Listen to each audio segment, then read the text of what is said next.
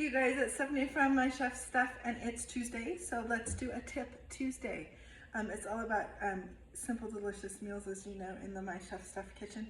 And today's tip has to do with an onion. Now, why am I holding an onion? Well, sometimes our clients tell us that when they are cooking in the kitchen, the onion, when you chop, gets to be too much.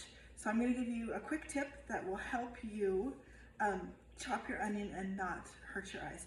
Okay. There's a twofer here. If you chop off the root end of your onion, that will help dissipate the gas that the onions produce, and it will allow the onion to not make your eyes tear up like they sometimes do. So chop the root end of your onion off, and your eyes will not water as badly.